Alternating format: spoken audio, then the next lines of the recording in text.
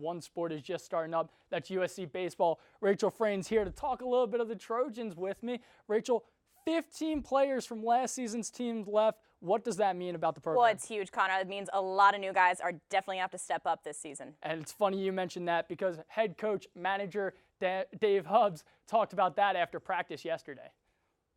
You know, we got a lot of new guys this year, and so it'll be a lot of different faces that are in the lineup and on the mound, and it's a chance for guys to get a chance to get out there and show what they can do. But I think our guys are primed and ready. So our goal is to try and be the best team on Friday, and then we'll worry about Saturday when it comes, rather than look at the whole picture.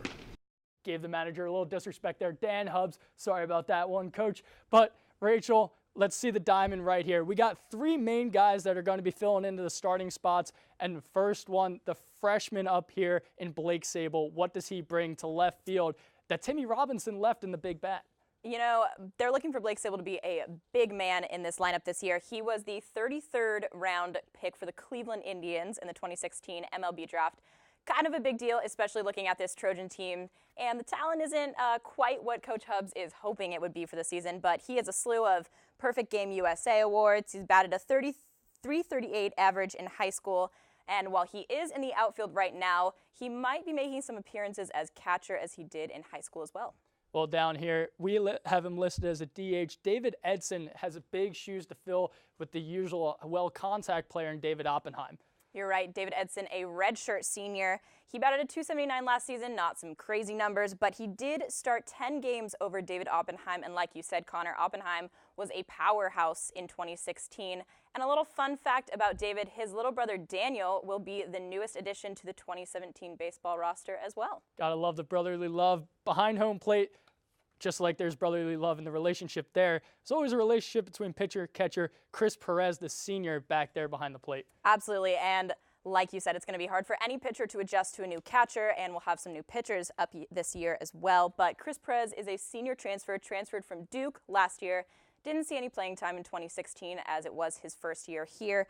But at Duke, he had the team's high for RBIs with 34 and batted 241. Again, 241. Nothing too big, but hopefully those RBIs will carry over to the Trojans this year. That's definitely a hopeful thought. Well, you touched on the three new guys that are going to be getting starting minutes. Let's see some of the returning faces that are going to be making an impact starting right here in right field. Right, big guy over here, Corey Dempster. Again, nothing crazy with the numbers, but this 290 average is the second best on the Trojans who are left. So hopefully he's looking to lead off. I know that he will be the first batter of the season this year in their lineup. And how about in center field, you have Lars Nootbaar, the candy bar man. Absolutely, the candy bar man. He is a sophomore this year. Last year was a true freshman.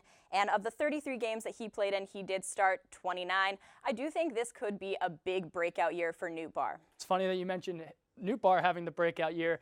Coach Hubbs mentioned that as well and talked about how he expects last year's little bit of a skimpy 238 can flourish this season. I think Lars Nootbaar is primed and ready for a huge year after a freshman year where he got some time, but I think he's really figured some things out at the plate. So Lars had that 238 batting average. The guy next to him playing second base for the Trojans, 323. What can you tell me about Frankie Rios? That is Frankie Rios, and yes, 323, which is the best left on the team for the Trojans.